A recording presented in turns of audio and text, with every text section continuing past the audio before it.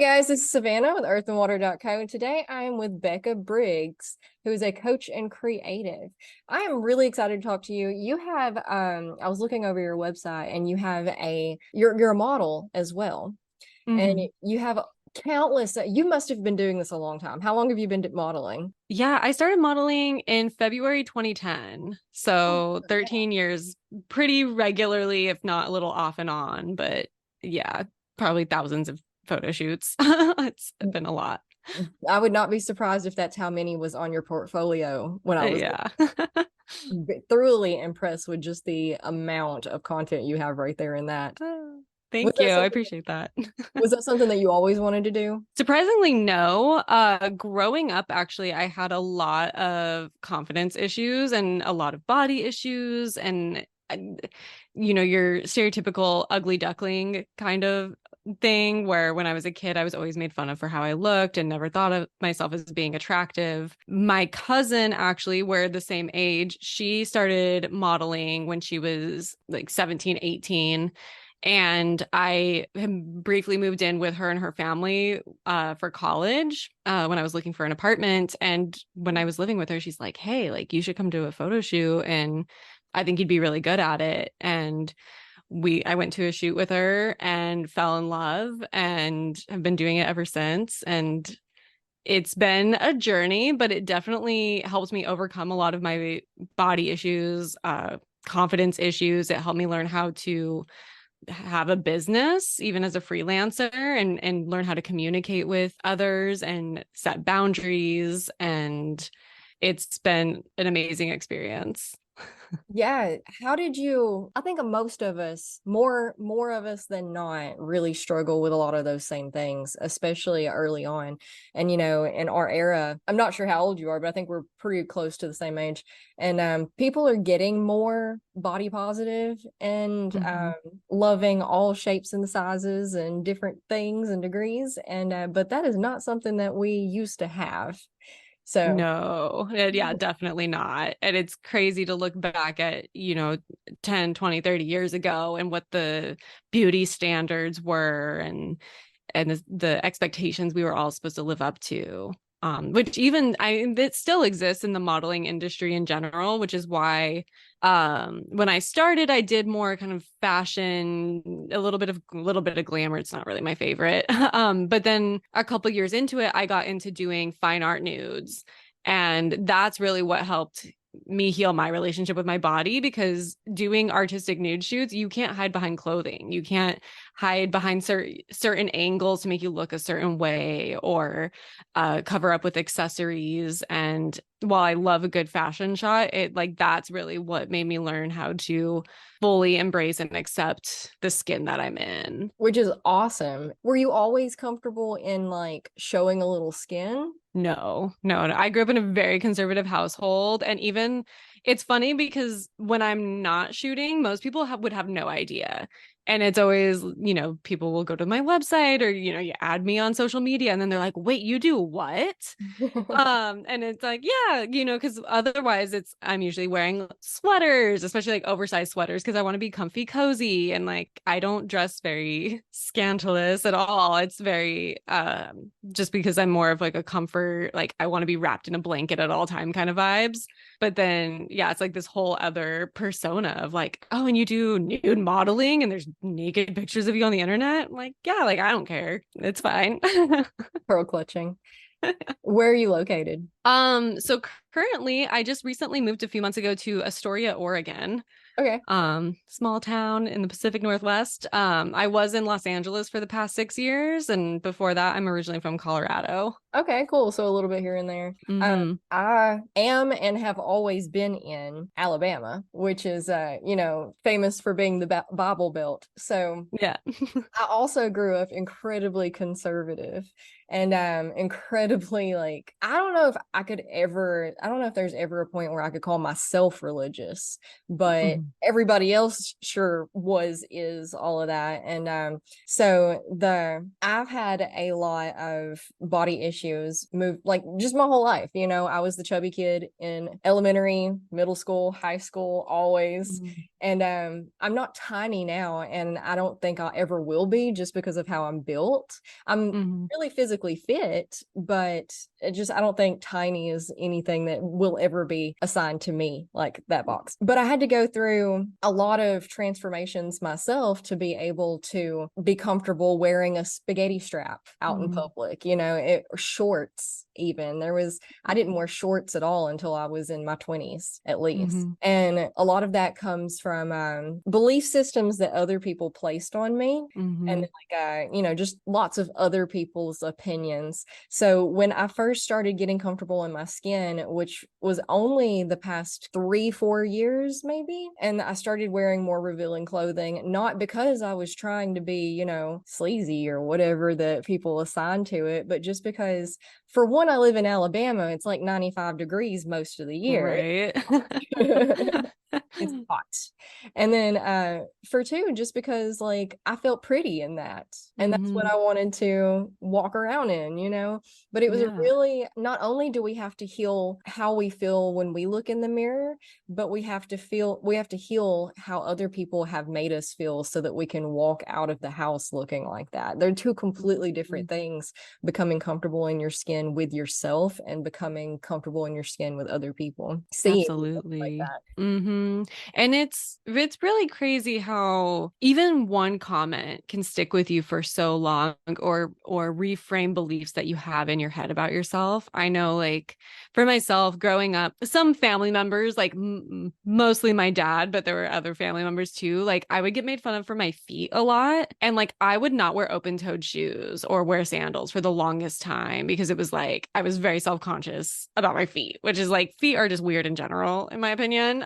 But They really are. it's like you hear like a couple comments and you're like ashamed of the certain part of you, or it just like sticks with you for so long. And then I think it's once you kind of start this journey of finding love and acceptance in yourself, you're like, I actually am attractive for who I am and for what I have. And like, why am I going to let this person have such an influence on my beliefs about myself that don't, it's irrelevant to how I feel about myself. It's just their opinion. And most of the time, the negative feedback we get are people's projections for their own insecurities. It's not even about you. And it's sometimes it can be hard to wrap our heads around it, but at the end of the day, it's like whether you're getting a compliment or an insult, it's about that person, not you. Absolutely. A lot of things that helped me was, for one, knowing the projection is a thing, and Mm-hmm. that a lot of people are, most of all of us have more or less the same insecurities. And the most people don't notice anything about you because Mm-hmm. they're too wrapped up in their own head, concerned like, sit up straight, suck it in, make sure your rolls are intact and, where they're supposed to be. Just, all the things. You're just Mm-hmm. going through your own head, so you don't have time to notice anybody else. Or you have the other people on the other side of things that point out all of your things Yeah. so as to distract from their own insecurities. if Mm-hmm. if you point out, they think if you point out other people's, nobody will notice theirs, and, Mm-hmm. which is a terrible way to exist, but most of them don't even realize they're doing it, which is, the whole self-awareness thing. But another Mm-hmm. thing is realizing that beauty standards morph all the time. I had Mm-hmm. there's not a single human characteristic that has not at some point by someone been found to be attractive. So, reframing that for myself, up until about 4 years ago, I had this tooth stuck straight out of my face. So, Mm-hmm. and I had braces when I was little, and I say little, I was like, a teenager, a young teenager, and all they did was make things worse. They didn't do them correctly, and it was just a Oh complete nightmare. no. I sat around and cried all the time, but we won't get into that. Topic for another day. Yeah. I have to like shut myself down or I'll just keep going. Right. Tangent after tangent. But I swore to myself at that point, and I'm really big into if I say something, then I'm sticking to it. And I Mhm. said when that was going on that I would never, ever, ever have braces again. So I just dealt with it. And I did ended up getting Invisalign about Mhm. 4 years ago ish or so. And it was the best decision that I ever made in my life. But I need everyone to know that because I spent my whole life not smiling because I didn't want Mhm. people to see it. People did make fun of it, you know. Yeah.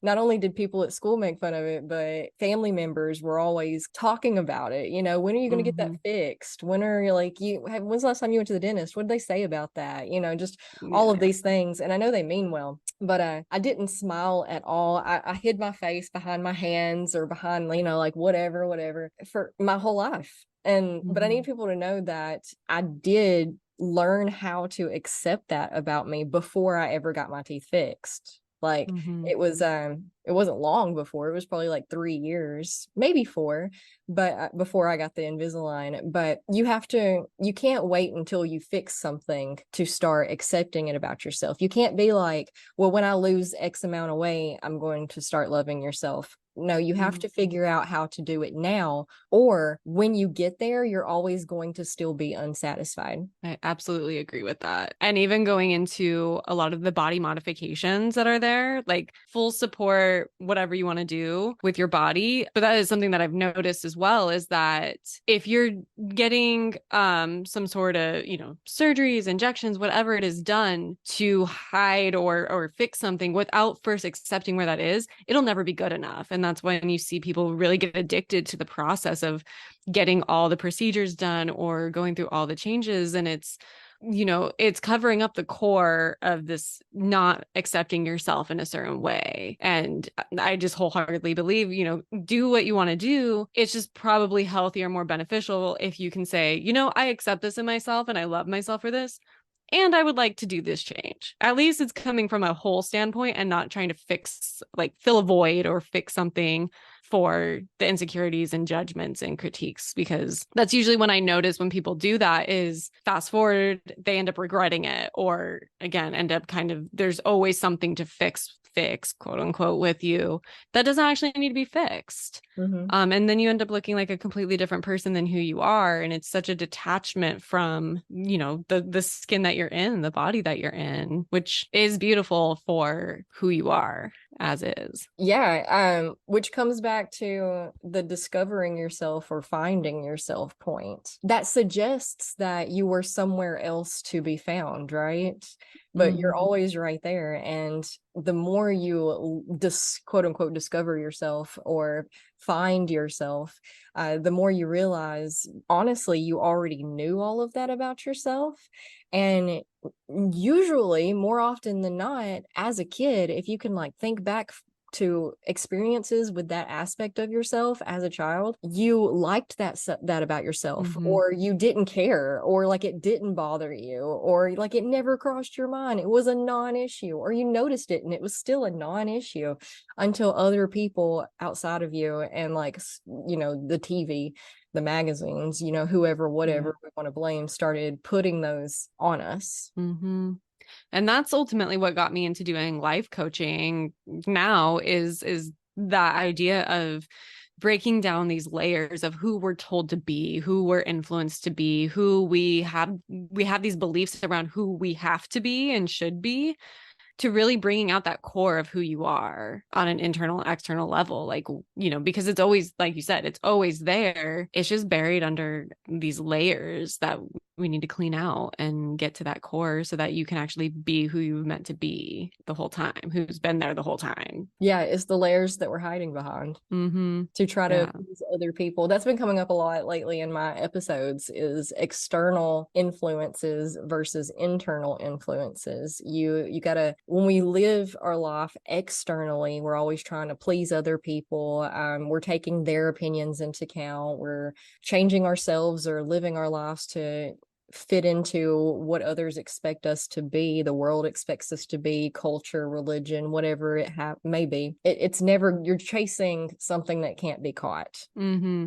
You Yeah, it's have an to come endless back. journey of Yeah. never enough. Yeah, you have to sit down and actually figure out what parts are you and what parts were given to you by someone else. And when you start figuring that out, and you can, which is not easy, for sure, Mhm. it is not easy, especially when you find your things. It's like, well, I really like that, but I also really like that. Does that mean that's me? Yeah. It's a piece of you, but then we're Yeah. getting into branding and aesthetic and stuff, but it's a little off Yeah, there's topic. so many layers there too to uncover, and that's another thing that I guess has been coming up a lot in my world is that something can be a part of you, but it doesn't have to define you. So these parts, when you start uncovering these different aspects and you're like, oh, this resonates, or I identify with this, is it can be a part of you, but it doesn't have to be your whole identity, or you don't have to attach your identity to it. It can just be a part of that's come up a lot recently, more so with emotions, is emotions can be a part of us. It's a part of what we're experiencing, but we don't have to attach or identify ourselves with our emotions. And similar with beliefs that we have, is it's just a belief that we have the power to change if we want to, but it doesn't have to be a part of our identity and our sense of worthiness. Yeah, I think the best thing that we could do, which I'm not gonna say I think, a lot of the teachings Mm-hmm. tell us to be unattached, right? Yeah. The best thing that we could do is be unattached to everything. And people hear that unattachment thing and they immediately go straight to their loved ones, right? Well, how could I not be attached to my loved ones? Well, you don't really have to think about it that in depth right now. When you're getting into being unattached, you got to take a step back from your emotions. Like you said, they're Mm-hmm. happening, we're experiencing them, but we can do so from like a step back point of view. And we can take a step back and be like, oh man, that's happening. Wow. Mm-hmm. Yeah. And just feel like getting curious with it of, oh, this is happening. I'm feeling this sensation. Where is this coming from? What's happening here? And if we can practice it and get comfortable in this spaciousness, I feel like it gets easier.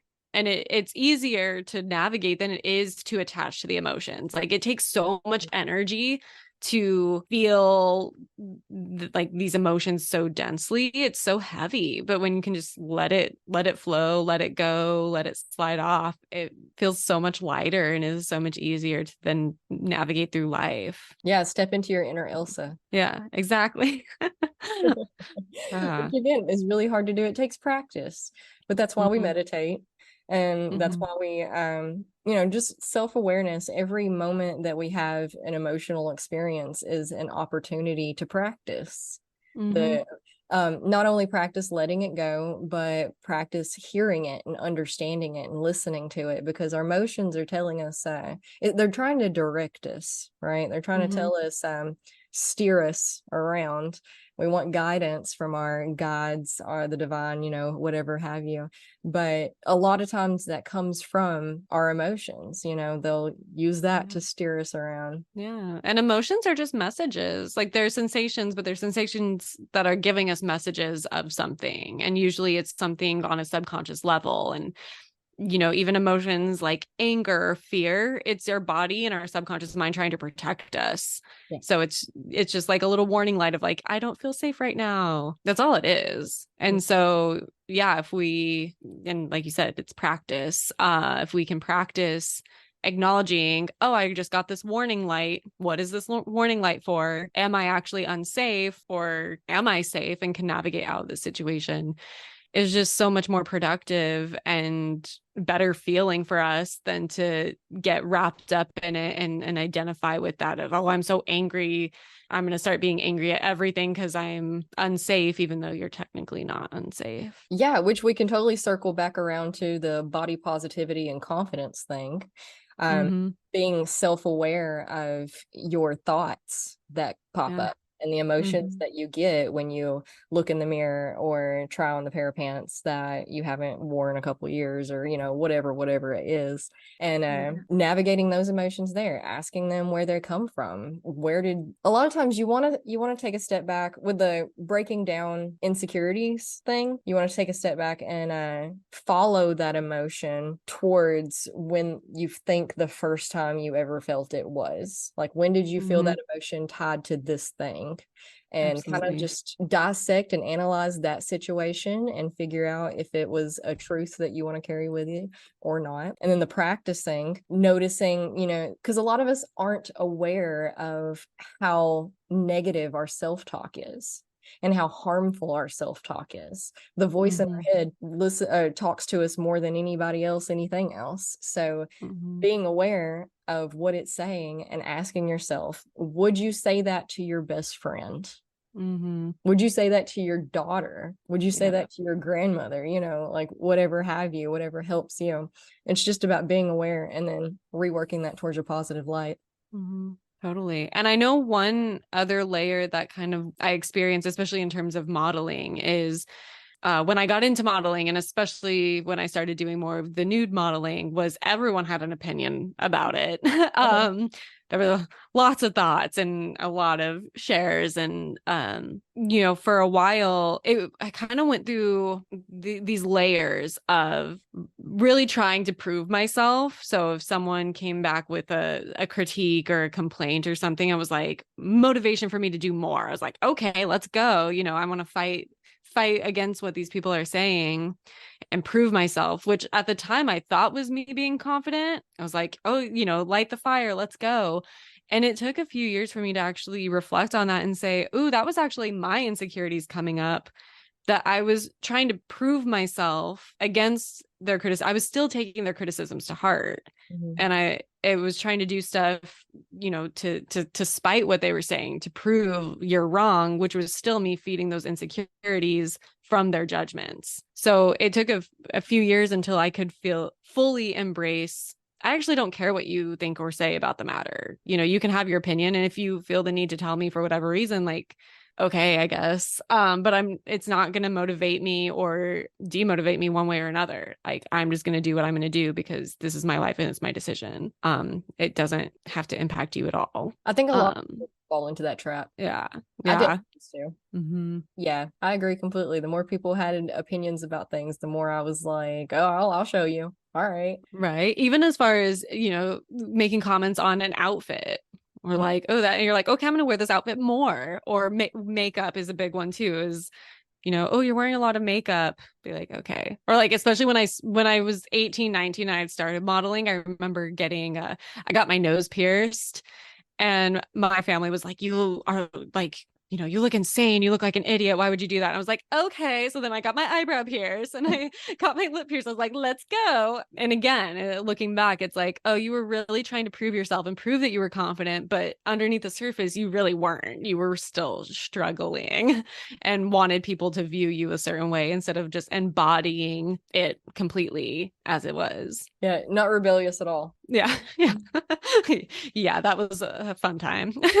Was there a transition between you being comfortable taking the pictures and then being comfortable sharing them, like putting them out there online and stuff? So it kind of all started around the same time, where, because again, when I started modeling, it was like clothing, some swimsuit lingerie. And for me at that time, I was 18, came from like a very, again, conservative religious background where no, would be told that I wasn't attractive and things like that. That when I started putting them out there and I was getting the feed, I would get the criticisms, but I would also get oh, like, you look so hot, blah blah blah. And I think for a while I was known as the girl who got hot after high school from people I went to school with. And at the time it definitely fed my ego, and I was like, okay, let's go, let's do this. And so I definitely got like really confident with it really fast. um Plus, I genuinely loved modeling so much. Like, I love kind of having this persona, and it felt like almost like acting. I've never really tried acting, but it kind of is you're playing this Yeah. role, and it was a way to kind of embody a character. And I use it a lot for just creative and personal expression. So there's a lot of shoots where there's a lot of emotions of mine like coming out, and it's an artistic venture. And so it was really healing for me and just a good creative outlet. And I loved it so much that I didn't really care. I was like, I want this art to get seen. I'm so proud of it. I felt comfortable sharing it. And there's definitely some shoots that, looking back, I'm like, oh, you probably shouldn't have shared that. Like, not great. could have had a little better what's the term? Discernment on what what you put online. But I mean, I was 18, 19. I didn't really care. I just did all the things. And that is one thing that I will say is I've always kind of held fast in my beliefs of modeling is a part of me. The photos are a part of me. Obviously, I'm in the photos, but it's not my whole identity. So in terms of working at places, I'm like, I'm never going to work somewhere that's going to make a big deal about it. Because if you can't see past that to see my work ethic and what I have to offer and the skills that I have at the job that I'm at, like I'm not obviously not like posting my photos at my workspace or showing up to work nude or anything like that. So it's like if you can't separate that from my identity, then I'm not going to be comfortable working here. So that's always a boundary that I've set, and it has been an issue a couple times in the past, but for the most part, it hasn't been an issue. I forgot the original question. I just like went on a tangent, I don't know. but You answered it. It was perfect. okay. Like it's been fun. It's been great. And I think it was over the years. Yeah, I would say now I feel more comfortable trying to think of like when it happened. I'd say probably between like 2015 to 2017 was kind of the transition of where it got to, I didn't feel the need to use modeling to prove myself anymore. It genuinely was just, I love doing this and I'm going to put it out there because I love it, but I don't need to prove anything to anyone with it. And Was that's kind of liberating. the years of yeah. And now I don't feel any pressure with it. I don't feel caught up in any drama with the industry. Whereas like before that, it's a very dramatic industry, a lot of interesting people, and was always caught up in something or other. And afterwards it was like, I just want to make art because I want to make art, and I want to collaborate with cool people because I want to collaborate with cool people. And that's it. That's awesome. The work thing I can totally relate to. And it's, man, I'm a little envious. I want to be comfortable as you are doing all of these things. I just now started. I've always took pictures. I've always that was like me and my friends' main hobbies as teenagers was photo shoots. We just Love it. yeah, and we had to work a whole lot harder for it back then because, we didn't phones didn't have cameras and Right. and a lot of our first cameras didn't even have screens. They had the little window that you look for. Oh my gosh. So Yes. you hope that Especially like the disposable ones, and you're like one shot and done. Like it better be good. yeah. But I never put anything online really. Well, I mean, I did when I was a teenager, but that hit a lot of backlash a lot of times. And then we got into I've been posting regularly online for I mean lots and lots of stuff since 2015, especially. Before that, I wasn't even confident enough to like a Facebook post, much less like post something myself. I did not do that. And if I posted, it was like I would just share somebody else's thing. I would never share my own things. And then it got into wanting attention. People think you want attention if you're posting things like this. And it's like, no, I just like I felt pretty. Gosh. I Mm-hmm. wanted to, it is art. It is an art form. So I'm only just now getting to where I'll post pictures of myself in my own skin. I mean, like I don't do nudes, but who knows, maybe I will one day. Yeah. But like I'll wear a crop top and whatever, and show a little skin, but I still hide behind other things. Like I'll right now the only way I'll post things like that is on my Instagram photos. I'll do Mhm. like, you can post like up to 10 at a time, and I'll post like something about my business, and then if you scroll over it's like a couple of cute memes or something, maybe a tidbit from telephone call, sorry, maybe a tidbit from the book I'm reading, a little thing I clipped out. And then once you scroll over to like 8 or 9, I might actually throw a picture of me in there. Yeah. At least you're taking those baby steps to see how it feels. Yeah. Because it is, I mean, putting photos up, especially photos up that you feel really good in, is actually a really vulnerable move because you're putting yourself out there. And a lot of times, what I find is when you do something out of like in confidence and out of confident, and you feel really confident doing it, that often tends to be the time where people will give you backlash. Like you will hear something, and it's because a lot of it because people are threatened sounds really intense, but like threatened by people who are feeling confident because of their own insecurities. Like it's coming from people who don't feel confident. So when they see someone being confident, they feel the need to like poke you down a little bit because I don't want to see you be more confident than I am, even though I'm not. And so when you're putting yourself out there, like it is very vulnerable because I'm showing myself and I'm showing my authenticity and my truth. And it's like exposing my core. And it can feel like really shitty to then have people downplay that or insult that. And like, but then kind of going back to like the detaching is like, and projecting is realizing that being able to say, like, this doesn't have anything to do with me.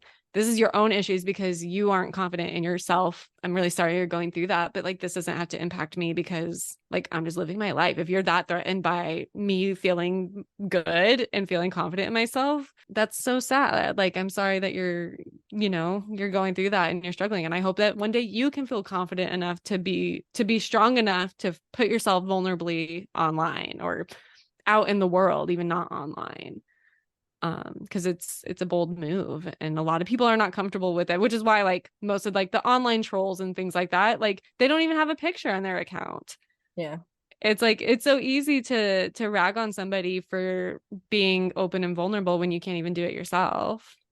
Yeah, you do. You hit this transition period through your journey of self-love and all of that too, where you go from fearing the quote unquote haters to being really sad for them. Yeah, it's just unnecessary energy that nobody needs. And it's if you put that much energy into actually improving your relationship with yourself and being like you could be this confident if you wanted to, Yeah, like what a waste of energy. Like it really do is. you. And that's the thing, they don't know who them is yet.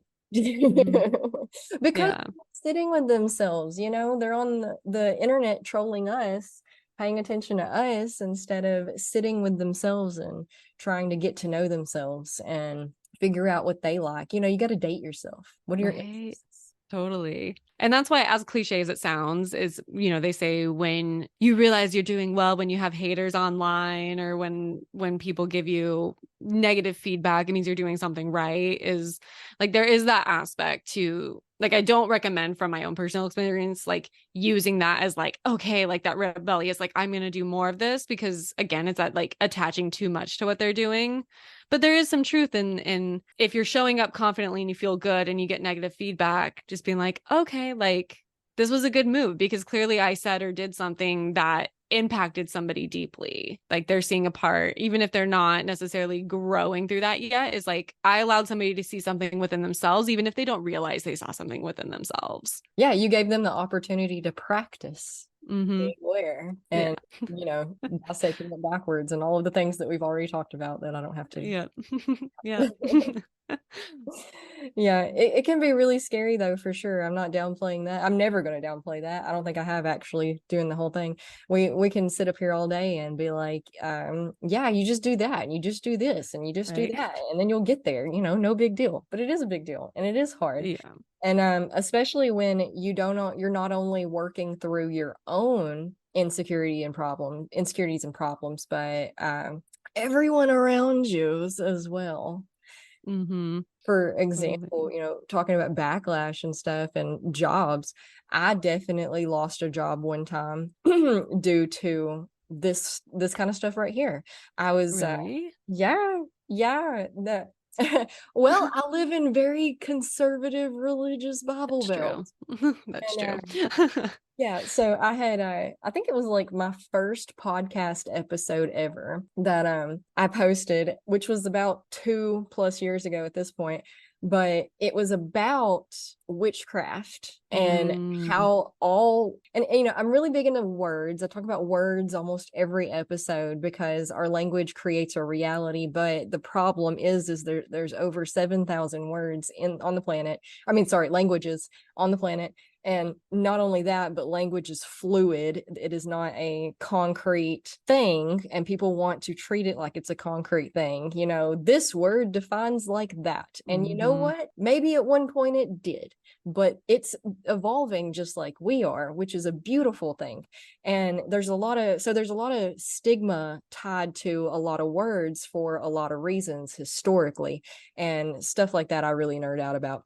But witchcraft is one of those words. And all witchcraft is, or what people consider to be witchcraft, is meditation, learning who you are and the world around you and how y'all work together and play off of one another. And it's about learning how to work with the gifts that the earth has given us as medicine, and just like a lot of these things. So the episode was me talking about that, and the title of the episode was Witchcraft Equals Natural Science or something like that. No, man, I got fired and blocked across all of their social medias, Oh and my God. it was a little. Um, They didn't make a big stink out of it to me. They were yeah. just like, they even like, yeah, it's fine. But Yeah. there really can be real repercussions to putting yourself out there and being yourself, which is one of the things that people are terrified of. Mhm. I seen an article not too long ago. It was all right, it was a meme of two screenshots side by side, and it was the first one was talking about a female teacher and how they found out that she was a bikini model, and it had become like Mm. this I whole. think I've seen this. Yeah. And then there was a man on the other side, and the article was like this man teacher, they were celebrating him for being an underwear model. And it was Hmm. like, excuse me. Yeah. No, totally. And I would say, yeah, in general, women are way more susceptible from the judgments than men are. From both sides, as women judge other women and then Oh yeah. men judge women, whereas men are usually celebrated for their bodies and being attractive and showcasing, and women are influenced to cover up and be modest and At the same like, time, they want us to be pretty. Like, yeah. it's a double, you can't win. No, can't win. And the other thing with especially the nude modeling in particular, and like I'll 100% say like nude modeling is probably not for everyone. I do low key believe like everyone should have at least one shoot in their life because it is so impactful, with a trusted photographer, 100%, even just for your own usage. But, putting nude photos on the internet's not for everyone. But I've received so much feedback, and I've talked to other models who've had the same experiences. A lot of times putting yourself out there with photos, and especially nude photos, is everyone gets this idea of how like sexual you are, how promiscuous you are. Like, oh, if you're comfortable being nude, you must be sleeping with everyone, or a homewrecker. I've gotten accused of being a homewrecker multiple times. I'm like, I don't want your boyfriend. Like, I don't care. Like, it's not just because I'm comfortable in my skin, or I want to dress a certain way, or I want to put nude photos, like professional nude photos of myself online, doesn't determine anything with sexuality. Like nudity and sexuality are two completely different things. Yeah, and a But lot of that people know is that. often like intertwined way too much. And I think that's why, in our society and culture is, there's no restrictions with men being topless, but women there are. So if a man's walking around, underwear model or swimsuit model, it's just normalized in our brain. But if a woman is wearing little to nothing or doing a boudoir shoot, which can be so empowering in and of itself, now all of a sudden she's a slut or whatever. Like, Yeah, no. and it's so frustrating because you're right. And it has a lot to do with our culture specifically. A lot of other cultures don't have that connection. A Mm-hmm. body's just a body. It's whatever. And you can go to the extremes and talk about like tribes and stuff who are still living the way they did thousands of years ago. And none of them wear a stitch of clothing hardly. Right. And it's not Right. a thing. It's no big deal. It's not, the what about the children? The children don't even know anything's going on. Like, Yeah. The children are fine. yeah. Everyone's fine. It's not a thing until you make it a thing. And then once you make it a thing, you're becoming the problem. Mm-hmm. We're just over here Exactly. existing. This is how Well, we were born. right. And I love that you say that. So I had this, I guess, realization. A few months ago, I went went to Maui for a wedding, and it was my first time. We went to a nude beach, and for all the nude shoots I've done, it was the first time I was like, I'm actually somewhere where you're supposed to be nude and it's fine.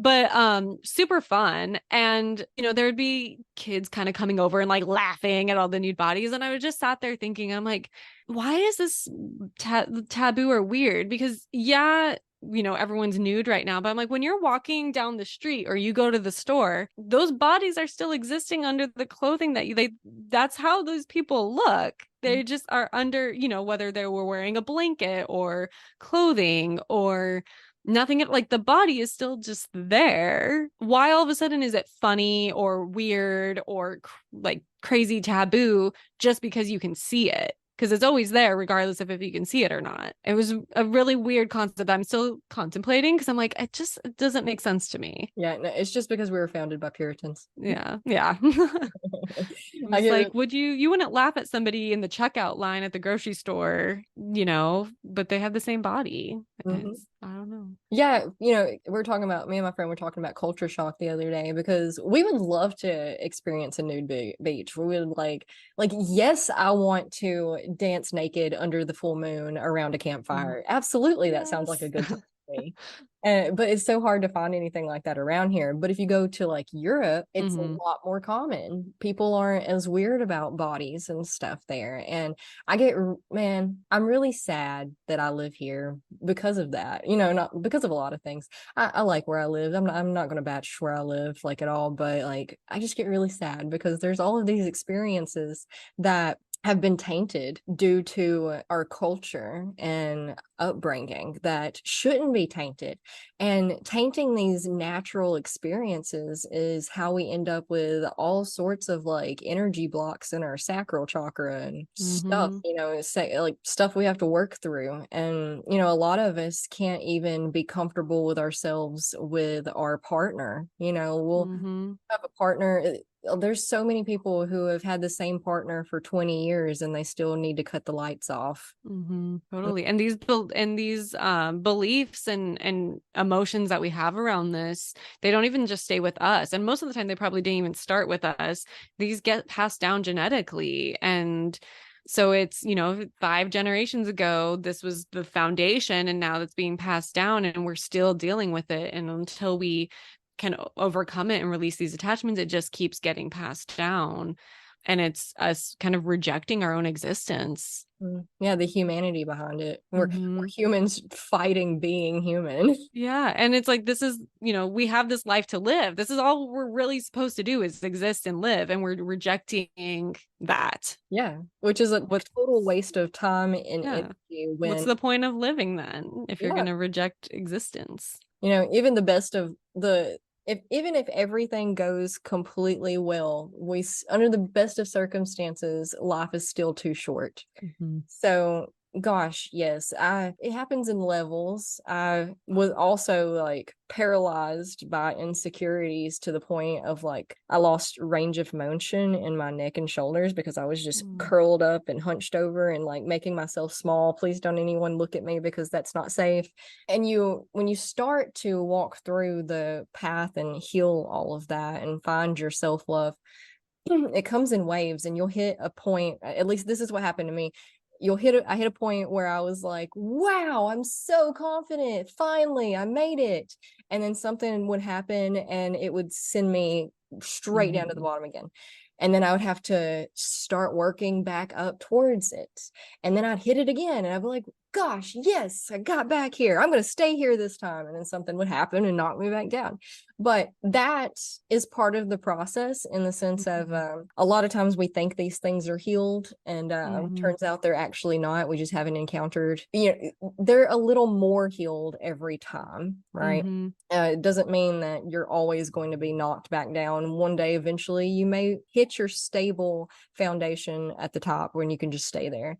And when you do, it's because a couple of times I've hit this point and been like really sad for younger me Mm-hmm. because I've spent all of this time, I feel wasted Yeah. when I could have just been loving myself. I could have just been happy and Right. free. I was talking with a friend about this recently because I was talking about like growth and healing and feeling like you're going, 5 steps forward and then 10 steps back. And she gave me this analogy that I really liked of, she was like, I don't view growth as like front and back. She's like, I think of it as ripples out and in, and about how each ripple is important and it's needed in the whole process. It's all a part of the one big form.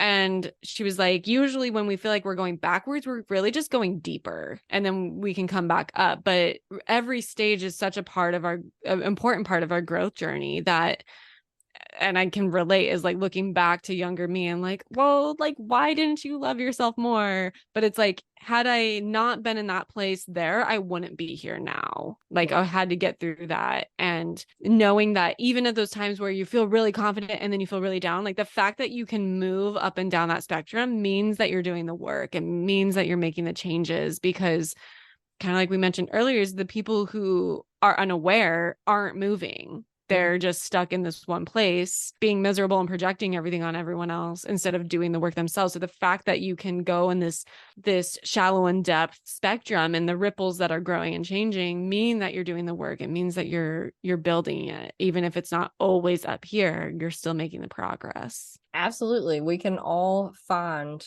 that place of being that we want to find if we're just willing to keep looking and keep looking and keep trying. Mm-hmm. And I feel like it's beautiful because it shows you the potential. Like, even if you get to this confidence level and then something happens and you feel down there, it's like, well, I know that I can have this again because I had it before. I could probably even have more than that. And so like that alone shows you I can do it, doing the little steps to get there, but there's no real end goal. It's this or something better. So I feel like that is just really beautiful and motivating, of like keeping the process going, knowing it's not all going to be doom and gloom forever. It's not all going to be difficult. Like there's all sorts of stages and spectrums to work with. Yeah, life's a journey. Always. Well, this has been wonderful. I've really enjoyed it, and I love the topic that we landed on. Oh, me too. It's always, I love surprise topics. I'm like, let's just jump in and see where it goes. That's all I do. I wing everything I mean, like I look over, I screen everybody before I say, yeah, let's do an episode, just to make sure that we align and I can find some talking points and stuff. Mm-hmm. But yeah, no, I bring everybody's links back up like 20 minutes before we get on a call, and I love the free form because it's more relatable, more real, more engaging, and we can actually hit some topic like points on that are near and dear to our heart, and show people a little bit of our personality. And if you hit a stagnant moment, you can just laugh about it and be like, I don't know where to go from here. We'll figure it out tomorrow or whenever. Like, it's fine. Yep. You want to tell people how they can find you? Yeah. So I am on social media at the Becca Briggs. My website is www.beccabriggs.com. And yeah, I said, like, feel free to check out my modeling photos and photography, or I have a bunch of self-growth resources as now a life coach. If we, us talking about any of the working through the beliefs and the feeling stuck and not knowing who you are or how to be confident, I have lots of resources and services for supporting you in expanding on that. Awesome. And thank you for doing that, because it is needed. Yes. And of course, I'll link everything around here somewhere close, so they'll be easy to find. Thank you so much for being here with us today. You have a great rest of your afternoon. Thank you, you too. Thank you so much for having me. This conversation was amazing. Becca Briggs, you guys. Go follow her. Let us know what you thought about this episode. Rate and review. Share, all of the things that help us out. Help us continue to help you. Come hang out with us in the Patreon, and that's patreon.com/earth and water. I have not only the live videos fully unedited and early released of the podcast, but we also have meditations, yoga classes, worksheets like journaling exercises and whatnot. On the topic of self-love, I used to have this ebook that was called Magnificence Illuminated, and then I reconstructed it into a course on Teachable, and then me and Teachable How to Fight, and now I don't like them anymore. So I'm working on taking it down and working it back into an ebook. If that's something that you'd be interested in, please let me know, and that'll motivate me to hurry up and get that done for you. I have a whole host of ebooks turned courses that I now need to turn back into ebooks. So not only the Magnificence Illuminated, which is about self-love and learning how to find that, but Body Buddha, which is about eating habits, Moon Magi, which is about manifesting with the moon. I've got a lot of them, actually. Just let me know what topics of interest that you want me to cover and put out sooner rather than later, and that'll help me figure out what order in which I'm going to work on these and re-release them to you guys. In the meantime, you can always schedule a call with me and we can hash out whatever you want to hash out. I love you. I'll see you next week. Thank you so much for being here, and namaste.